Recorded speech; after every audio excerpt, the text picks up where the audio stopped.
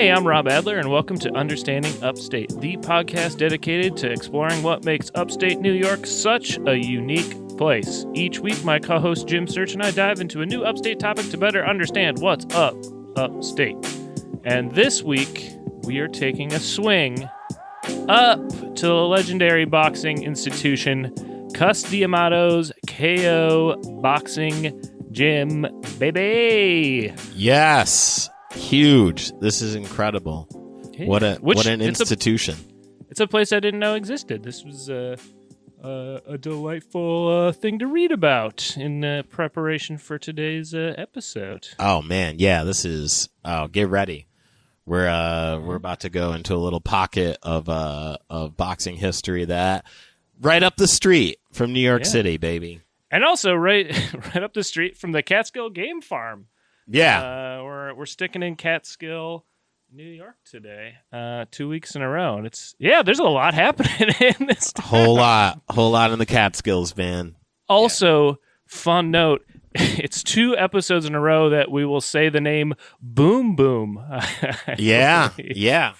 Different kind though. Yeah, which I wonder if we'll get to it. There's a boxer with this nickname. I wonder if the Rhino Boom Boom is named after the boxer who trained there. Like, what, who knows? Who knows? All interconnected.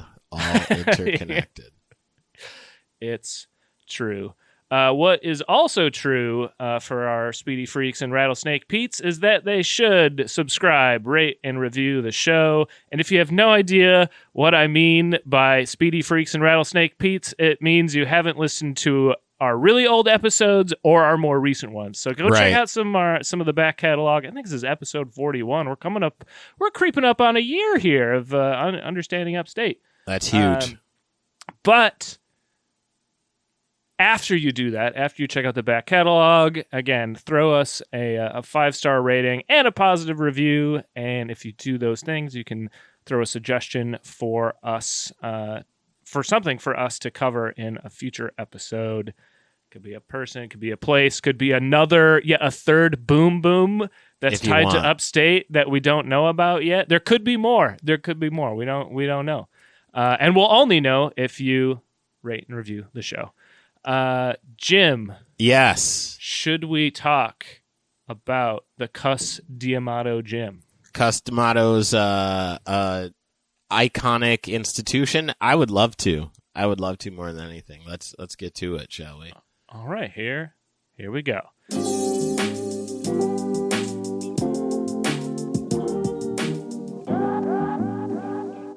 So let's get into the Catskills and boxing a little bit. So it's been a premier location for professional prize fighters to train. James Braddock, Sugar Ray Robinson, Rocky Marciano, Ezzard Charles. Ezzard, that's a cool first name. Sonny Liston, Ken Norton, Muhammad Ali, Joe Frazier, Larry Holmes, Riddick Bowe, Ray Boom Boom Mancini. Or I should say, and Ray Boom Boom Mancini. Yes. There were summertime training camps that were set up and hotels filled with vacationers from New York City, which was the epicenter of boxing and travel, would come up to the Catskills. It was conveniently close for reporters from the city at major media outlets to drive upstate and be back in the newsroom later that same day to write their stories. It was beneficial for everyone. Fighters got in shape, press got to do its stories, and the resort guests got a show while watching some of the sport's greatest fighters hold open sparring sessions. Which, like when we talked about our Catskills episode, they would bring up comedians. They would bring up singers. They like a big draw for these resorts was having daily entertainment, right? So it makes sense that boxing was an easy pull, right? Shall we say? And kind of like what you're saying of just like it's a great destination in the summer, right? You can train up there, you can run trails, you can do all the wild shit to get in shape to knock somebody's head off. And also, if anything, as an upstater, the spirit of violence lives runs very deeply above New York City line. So if you really want to harness some rage, head above New York. It's there's many a plenty waiting for you. It flows as easily as the waters of the Susquehanna. There it is. All right, so let's talk about Cus D'Amato himself, just kind of how he wound up upstate, because he is not originally from there. So, born Constantine D'Amato. That was one of my burning questions, is like, what is Cus short for? It's Constantine. He was born to an Italian-American family in New York City in the Bronx in 1908 to Damiano and Elisabetta, and both parents were from Torito in southern Italy, the region Puglia, which I'm sure I just mispronounced. His father delivered ice and coal in the Bronx using a horse and cart. Man, yeah, this is olden times. Jesus. He had three brothers, Rocco, Gerald, and Anthony. At a young age, D'Amato became very involved and interested in Catholicism and even considered becoming a priest. He had a brief career as an amateur boxer, fighting as a featherweight and lightweight, but was unable to get a professional license because of an eye injury he'd suffered in a street fight. Damn. Yeah. That's brutal. Cus stated in an interview that he did not hold any grudges towards his father for the childhood abuse. Oh, this was wait, what? This is coming out of left field. As he believed the beatings made him a better and more disciplined man. Yikes. Cus. I mean, look, if you believe it, but golly. Yeah. I mean, I guess if you really like go down like the kind of butterfly effect of just like, yeah, I guess if like as per Cus, like, yeah, if your dad didn't beat the shit out of you, then you wouldn't be like the crazy disciplined like mental warrior that trained Mike Tyson. So I guess. Yeah. Jeez. All right, well, let's move on from that quote and get into his career. The world of boxing is it's not all lollipops. Yeah. This is a business of hitting people. So yeah, that's true.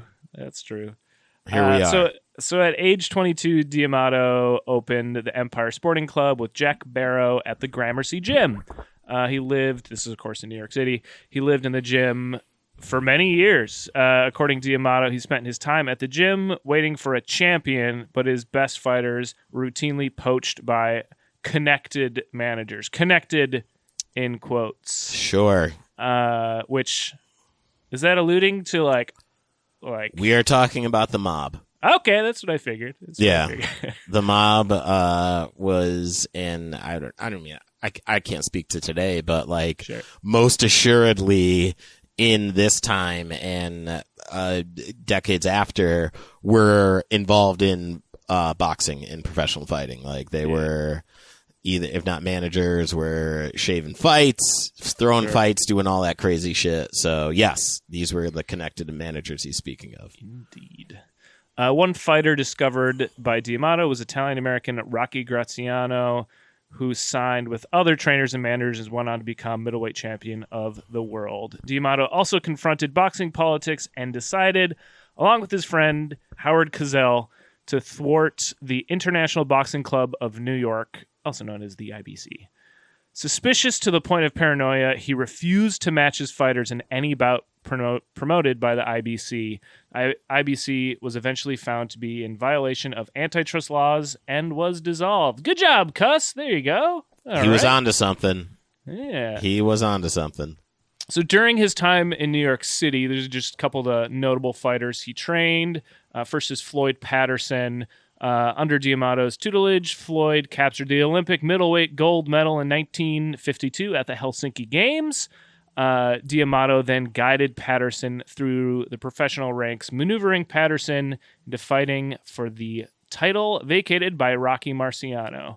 After beating Tommy Hurricane Jackson in an elimination fight, Patterson faced lightweight heavy champion Archie Moore on November 30th, 1956, for the World Heavyweight Championship. He beat Moore by a knockout in 5 rounds and became the youngest World Heavyweight Champion in history at the time. Yup. Well, more on that later.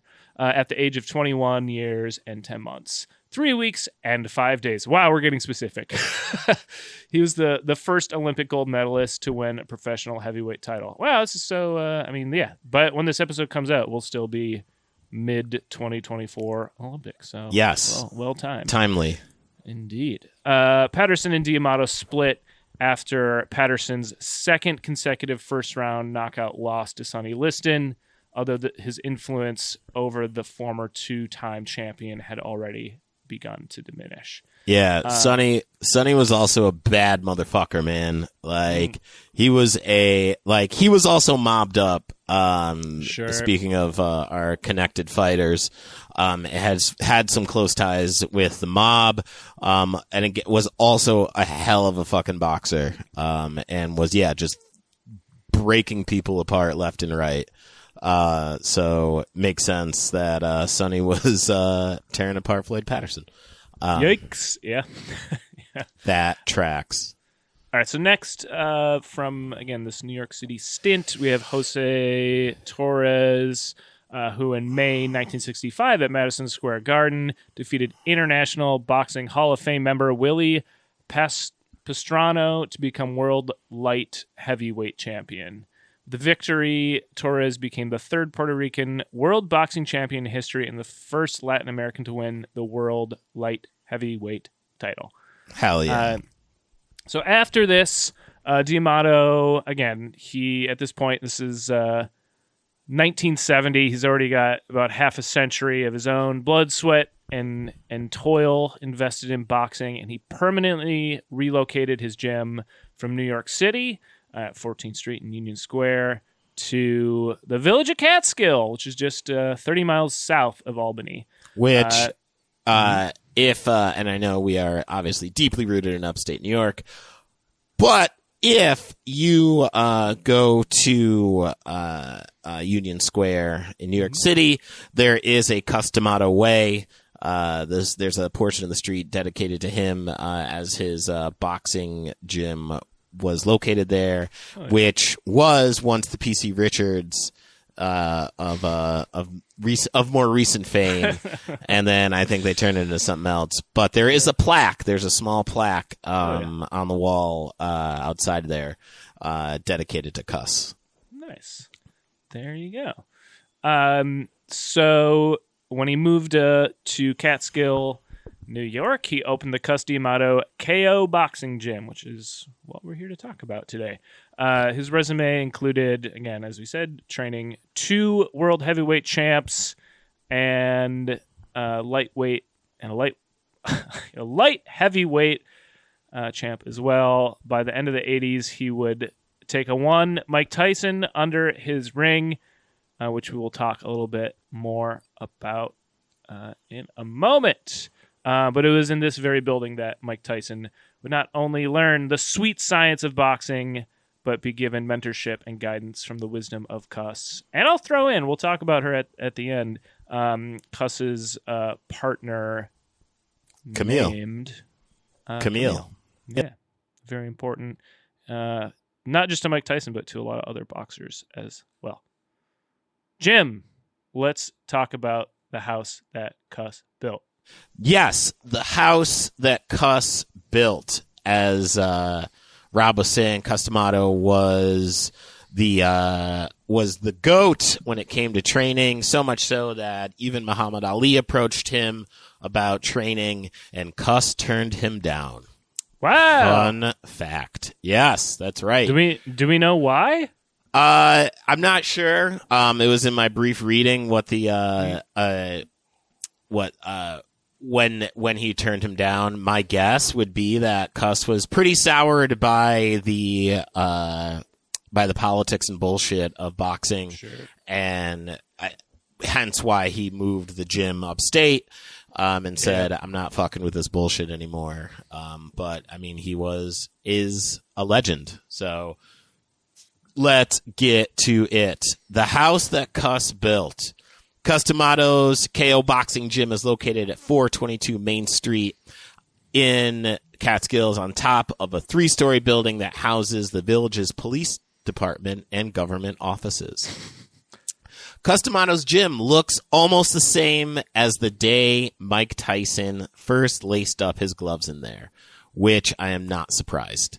I can't imagine that there would be a Blink Fitness or anything else that's ready to move in there, because this is a iconic institution. Framed 1980s newspaper clippings chronicling Tyson's rise to fame and D'Amato's role cover the entire wall, and many other fighters D'Amato mentored. That is fucking incredible.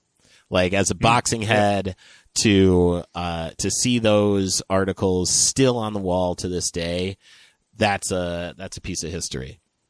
Oh, yeah. And the equipment is all still in place. Regulation size ring, protective gear, heavy bags, speed bags, jump ropes, and an incline board for doing countless sit-ups needed to absorb an opponent's best body blows. Can you imagine that? The fucking Tyson was in there fucking cranking out like 500 sit-ups a day or whatever, like obscene number, and was just living, eating and breathing boxing in this institution. I can't say enough of how dope that is. Yeah. Now we have a little clip, or a little piece of information about the gym itself. When you open the door and flip that light on, you know you're in a gym, says Vincent Seeley, Catskill Village Board president. It's not like Snap Fitness. That's fucking right. The smell of it, the feel of it, it's so great up there. Aspiring boxers occasionally use the facility, but there's no ongoing program for youth or adults, so keeping the doors open of D'Amato's memory alive is still a tough fight for those who looked up to him and loved him. Kyle Lyles, a Catskill High School classmate and good friend of Tyson's, is the gym's unofficial manager. Tomorrow, if you brought 10 boxers in here, we could have this up and running like a regular gym, he said. Now, I put into our notes a little picture of the gym itself. And as we were saying, it still is just like it's a time warp, right? Yeah. Like, you can see like those fluorescent lights. Like, that's total like fluorescent lighting in there. And it looks like it's a still from like fucking Rocky. Like, it's for sure. It's what if I ever picture a training gym, this is what I envision. I was in a boxing gym in the Bronx years ago. Similar vibe. Like, hasn't been updated in 30 to 40 years. And I like how that quote references the smell. I just imagine going in, breathing deeply the sweat of violence. Yeah. Listen, man, you know what? I mean, the scant amount of training I've done in my life involving boxing, and I can tell you that, like, I'm a old school guy, and, you know, having just like those old methods. Obviously, there's science and all that other bullshit. I sound like a real fucking denier of science, but I mean, you're just recapping, what is it, Rocky IV, where he fights Ivan Drago. That's right. They got all the tech, they got all the fancy machines. Rocky's just you can tell I don't know shit about boxing because all my reference points are Rockies 1 through 4. Sure. You know, not the real shit, not real fighters. But what I can tell you, again, in the training that I've done, man, it wasn't in like a fancy gym. It was in a basement. I was beating the shit out of bags. Like, I was doing push-ups. I was cranking out all the shit. Obviously not as intense as Cuss's gym, but there's a smell to a workout gym like this. So you're like, okay, it's time to get busy. Let's fucking go do this. So I get it. Now, people from around the world contact Seeley regularly about visiting the gym, as they should. Some are boxing enthusiasts just passing through the area. Others are avid fans who want to include D'Amato's gym on a tour of other places such as Gleason's gym in New York City and the Boxing Hall of Fame in Canastota. The training and wisdom from Cuss still lives within the walls of this building. Much like his legendary quotes, there's a lot of incredible quotes he's given over the years, but I picked out probably the best one, in my opinion, and this is what was referenced in Tyson documentary, and this is what Cuss told Mike right before his first fight. I don't know if that's entirely accurate, but the film really painted the picture for it. But Cuss's quote to him was, "To see a man beaten not by a better opponent but by himself is a tragedy. The hero and the coward both feel the same thing, but the hero uses his fear and projects it onto his opponent while the coward runs." Fucking great. Let's go beat the shit out of somebody. Now, talk a little bit about training Tyson. So after Patterson and Torres' careers ended, D'Amato worked in relative obscurity. Again, dealt with the bullshit of the politics and all that, and he said, "I'm out." He eventually moved to Catskill, New York, as we were talking about, where he opened the gym. There, he met and began to work with future heavyweight champion Iron Mike Tyson, who was in a nearby reform school, which the Mohawk Juvenile Detention Center. He adopted Tyson after Tyson's mother died. D'Amato trained him over the years, encouraging the use of the peekaboo-style boxing with the hands in front of the face for more protection. I trust you. D'Amato was briefly assisted by Teddy Atlas, and then later Kevin Rooney, a protege of D'Amato, who emphasized elusive movement. And if Jim, you watch, if I were a boxer or a boxing coach, I too would emphasize elusive movements. Well, don't get hit. Yeah, I mean, listen, there's a saying, man. It's boxing isn't about hitting the other guy. It's making your opponent miss. And if you watch some fucking tapes of Tyson, man, he is around that ring quick and fast, and it's almost like it's almost borderline unnatural the way he moves so quickly. Like, sure. I can't, like, telling you, man, those tapes are fucking wild, and you can see like Tyson's style was something that was picked up later on from other fighters. Like, I mean, you look at like Mayweather, who like you can't hit. Like, he's not been hit. Like, I mean, there's a reason he was like 50-0 before he left. Sure. But anyway, yes, elusive movement is the key to boxing. It's not about hitting the other guy. It's making the other guy miss.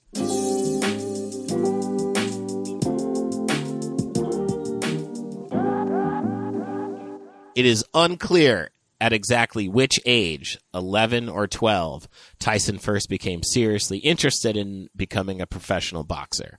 Now, he was knocking motherfuckers out way into his life, I would argue, around this time. So he was probably like, yes, this is it. Irish Bobby Stewart, a former Golden Gloves champion, was approached by Tyson while working as a counselor at the Tryon School for Boys. Tyson knew of Stewart's former boxing glory and specifically asked to speak with Stewart, who immediately took on a gruff attitude of the subject after witnessing Tyson's terrible behavior in his first days at school. As anybody who has studied Mike as much as I have, he was a bad motherfucker. Like, when his first interactions in Cuss's house, Cuss was taking him in and talking to him, and like, I mean, this is a beautiful place, and Cuss was like, I have an amazing opportunity for you. You'll be the youngest heavyweight champion in the world if you stay with me. And Tyson's thought was, I can rob this place and go back to Brooklyn. That was his first thought. So, sure. Yes, sure. I could see how Tyson's terrible behavior was something of note. So, Bobby Stewart introduces Mike to D'Amato when Tyson was around 12 or 13 years old. After Stewart stated he had taught Tyson all he could about boxing technique and skill. And fun fact, Tyson was knocking out grown men at like 13 years old. So like, I mean, there's like these anecdotal interviews of people being like, there's no way that he's 13 years old. Like this kid is enormous and he does not reflect something of a 13-year-old, more like a grown man. Yeah. So, and we'll talk about that in a little bit. And this is from the Hudson Valley Magazine article about the gym. Bobby Stewart vividly remembers the 1980 encounter at the town gym, known to everyone as Cuss's Gym. He knew D'Amato through boxing circles and, more importantly, had firsthand knowledge of D'Amato's ability to help young men.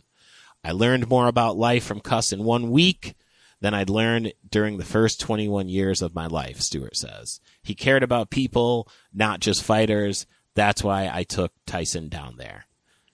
And if you know the history of Tyson and D'Amato, you know how influential and how much of an impact Cuss had on Tyson's life. I mean, essentially saved his life, if you look at his story, and provided, I mean, that was his family. That was the most stable family that Tyson had growing up. So kept him on track, and as we'll see and talk a little bit more about that. So D'Amato wanted to see what Tyson could do, so he had Stewart spar 3 rounds with him, one of many history-making moments at the gym located on the 3rd floor of the Catskill Village Hall. Tyson, at 13, was already bigger, stronger, and more powerful than most men. Wild. Telling you, man, this dude, like, he's a one-on-one legend. Yeah. I looked over at Cuss. I never saw him so excited, recalls Stewart, who now lives in Fonda, New York, about 30 miles west of Schenectady. Important details. Solid. You could go to his house. If you wanted to go talk to Stewart, wanted to go to his crib, you could talk to him. As he was taking off my gloves, I said, "What do you think?" "What do I think?" D'Amato exclaimed. "Barring outside distractions, he will be the youngest heavyweight champion ever." And boy, are those words the most prophetic ever. Because he was. He was the youngest heavyweight champion ever. Because, man, watch those tapes, man. He was a bad motherfucker. He was the baddest man on the planet. So, D'Amato died a little over a year before Tyson became the youngest world heavyweight title holder in the history at the age of 20 years and 4 months, thus supplanting Patterson's record. Rooney would guide Tyson to the heavyweight champion 12 months after D'Amato's death. Footage of D'Amato can be seen in Tyson, the 2008 documentary. Highly recommend it. Tyson credits D'Amato with building his confidence and guiding him as a father figure, like we were saying. So, incredible fucking story. Yep. Now, a little bit about Camille, as Rob was saying earlier, Cuss's other half. Cuss D'Amato and Camille Ewald met in the 1940s and entered into a common law relationship. Ewald was born in, wow, this is a town. Just say Ukraine. I'm going to go with Ukraine. Yeah, that's smart. To Hanat and Anastasia Pershwin Iwasyuk, and adopted the surname Ewald after her family immigrated to Canada. Ewald supported D'Amato in his dedication to training socially challenged youths, and she allowed her home to function as a halfway house for D'Amato's pupils, often fulfilling the role of a mother figure to them. Most notably, D'Amato and Ewald, in anticipation of Mike Tyson's future athletic success, established legal guardianship over the young men in an effort to protect him both personally and financially from the cutthroat boxing business. And if you Which, as far as I can tell, was not done in like a Blind Side kind of way, that like fucked up movie that's like a true story with Sandra Bullock. Yeah. And, those people did the same thing and stole that man's money. Correct.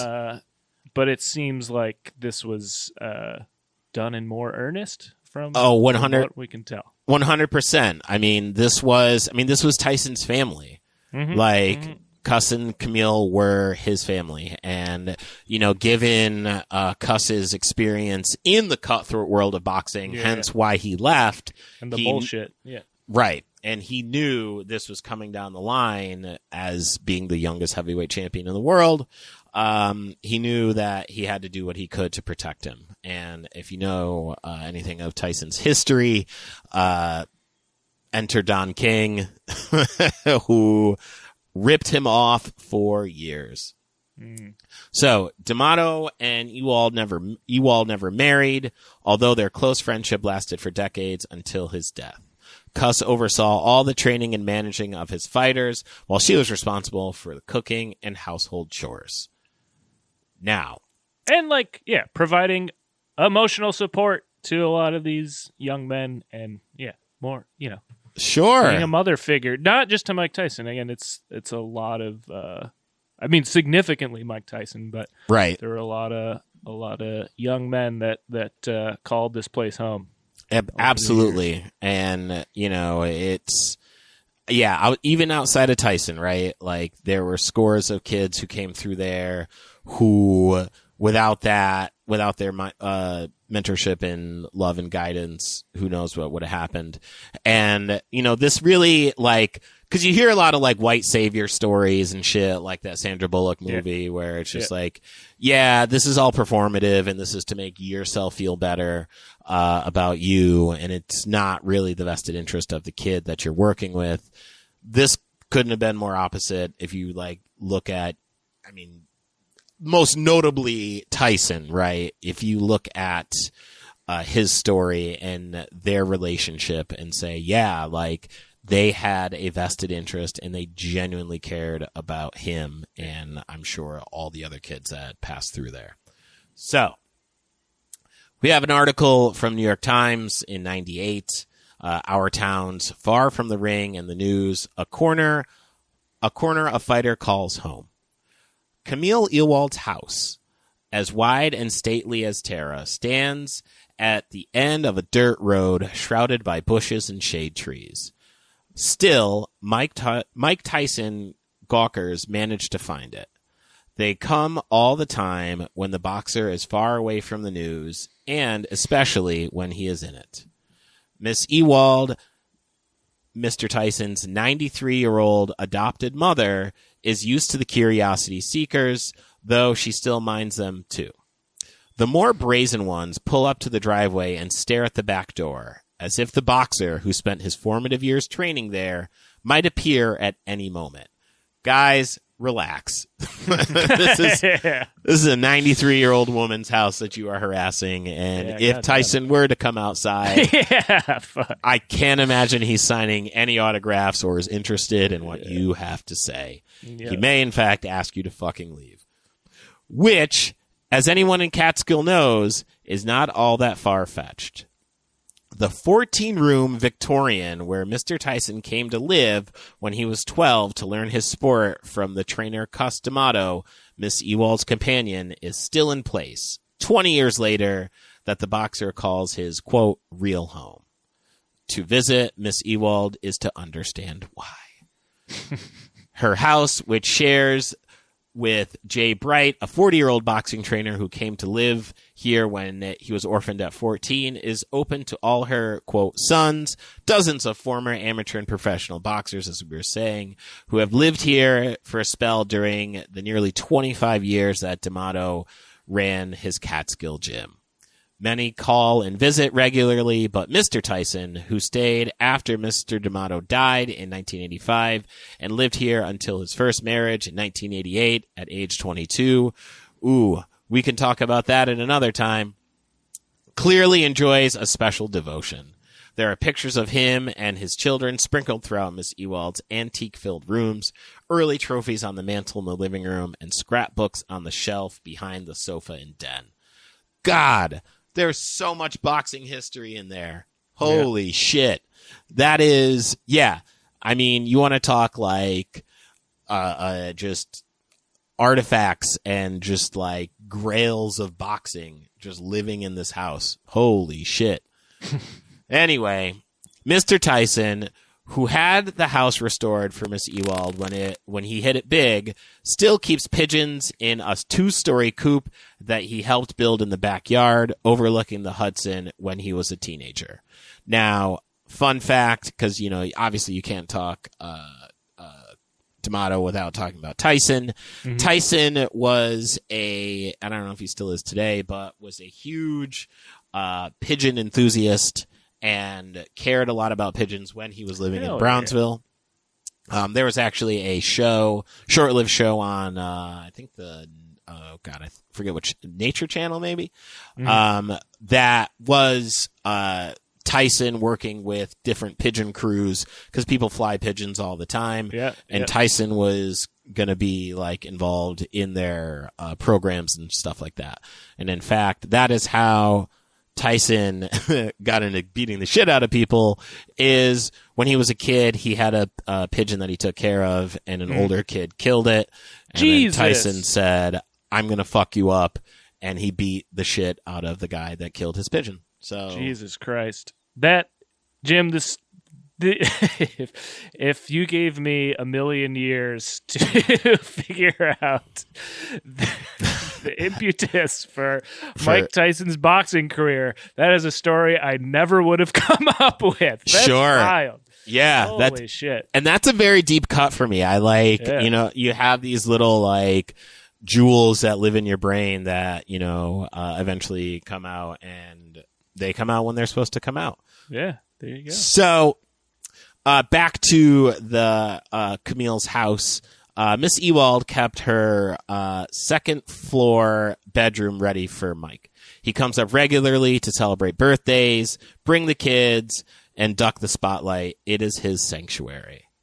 She had been supportive of Tyson throughout his whole life, often helping out by testifying in Tyson's various legal issues throughout the years and defending him no matter what. That's right. From the same New York Times article, Miss Ewald, much like Customato when he was alive, has taken the heat from critics defending Tyson no matter what, but she makes no apologies for it. They act like he's a machine, she said, not a person with a soul. I mean, if you even then, this is what, from 98? Yeah. He'd already taken a bite out of an ear at this point. Has some other allegations.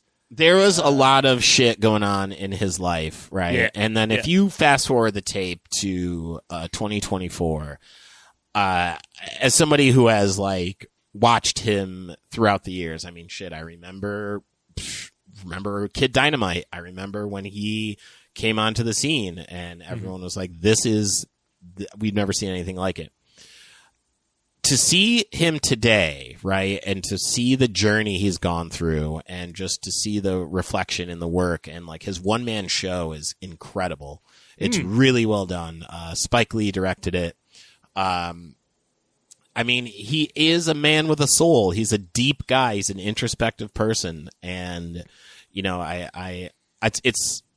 it's really awesome that there were two figures in his life who saw that and recognized that and defended him, because there are usually people who either see that and don't defend that, or don't see it at all. So, it was, from every quote I read, it was like no questions asked, just like very supportive. No matter what. And listen, it's not to say that he wasn't doing some wild shit. He'll admit it. He was running the streets, and he was a wild motherfucker. But that doesn't take away from who he was as a person. Still is as a person, because your actions don't define you. Now, New York Times 96. Mike Tyson's surrogate mother, Camille Ewald, and his current trainer, Jay Bright, both testified in federal court yesterday in Albany that Tyson's former mentor, Customato, had planned to fire ex-trainer Kevin Rooney, but did not get a chance before dying in 85. Well, there you go. Some wrinkles of drama. What? In Tyson's life? That's crazy. Rooney has filed a $49 million lawsuit against the former heavyweight champion, claiming Tyson promised him a job as a trainer for life. That's crazy. Yeah. What? Yeah. This isn't the Supreme Court. You're not, you don't have, that's the only job that's for life. All right. That's not how that works. Tyson's lawyers wrapped up their defense, and the case is expected to go to the 8-member jury after closing arguments today. Jurors heard videotape testimony from Ewald, D'Amato's former live-in friend from Catskill, New York, who is considered a surrogate mother by Tyson. The 91-year-old Ewald is hospitalized with heart problems. Ewald said D'Amato told her that he's considered Rooney, quote, a mistake as a trainer because of his problems with gambling. No wonder he wants a lifetime job. Yeah. Yeah, and I get, like, that speaks to, again, like, protecting Mike, even further on into his career, right? Like, helping, right. He's a complex man, a man of many layers. Camille passed away in 2001 in Catskill, New York, at the age of 96. Rest in peace to Camille, and rest in peace to Cuss as well. Mm-hmm. Both icons. And that, friends, is the story of Cuss D'Amato's gym located in Catskill, New York, and also the multi-layered world of Cuss and Mike and Camille and everything else. Speedy Freaks and Rattlesnake Pete's. Indeed. Well, as we put this episode to rest, Jim, what do you got to plug this week? Oh, man. Listen, check it out. So let's say you just finished your 200 push-ups. You're about to get into your 500 sit-ups. You know what I mean? You still got 5.5 miles to run. It's 7:30 in the morning, right? Because you trained in the morning because you remember that your opponent is still asleep while you are doing this. And that is a direct quote from Mr. Tyson himself. Let's say all that's going on for you. After you do all that training, you're like, you know what? I have so much upstate energy here. I need to decompress for roughly 40 minutes. Is there an upstate body of work that will allow that? Yes, there is. It's called Upstate Understandings. It is my comedy album produced by Rob Adler, and it is available. It is available for sale. Gymsearch.bandcamp.com is a good place to get there if you want the physical copies. It's available on all digital streaming platforms. And also, there's merch available. There's a litany of shirts. There's so many different T-shirts and shit that you could buy. I, in fact, sold 2 cassettes and a T-shirt just recently. So believe me, folks, they're still flying like hotcakes. I got six cassette tapes left. After that, they will no longer exist. So go pick that up. Gymsearchcomedy.com is a good place to find me for like show dates and all that fun stuff. And I'm on all social media at Gym Search.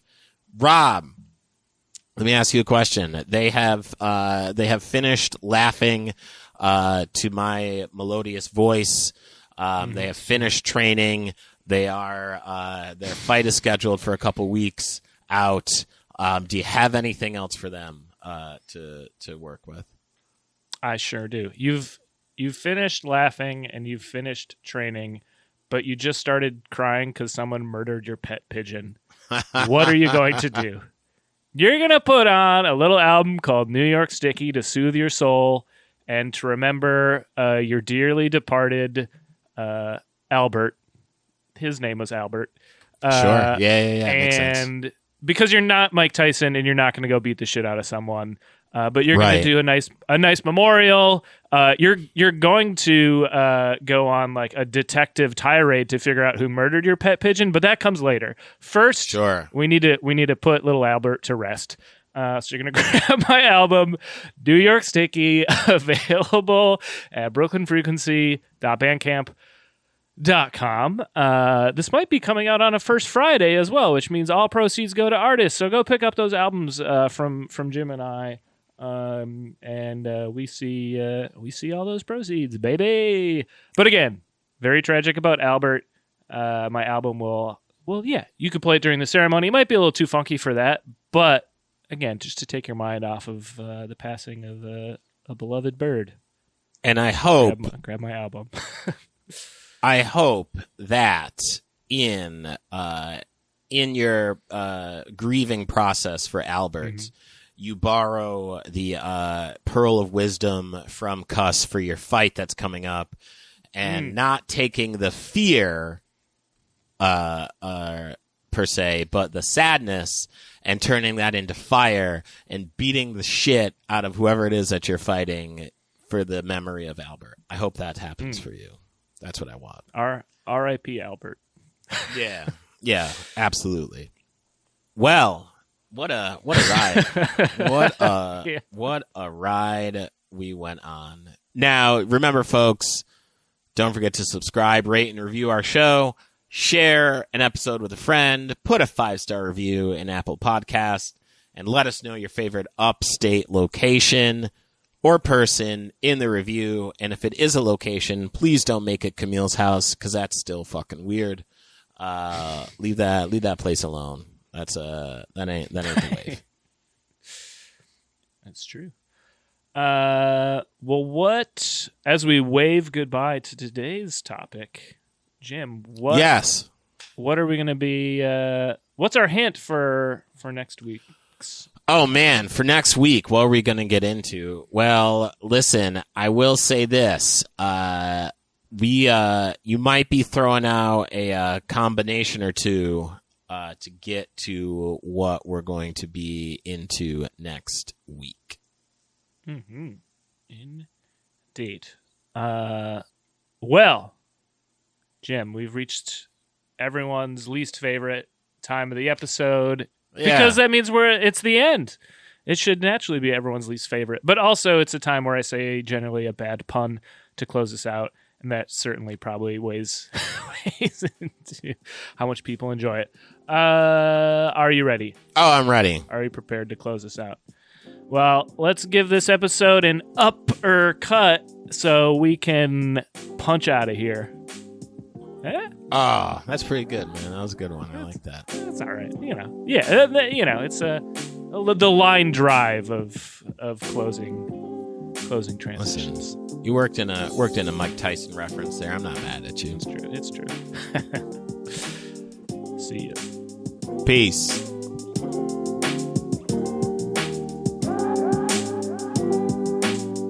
Understanding Upstate is a podcast hosted by Jim Search and Rob Adler, edited by Rob Adler, and music from Regal Monk.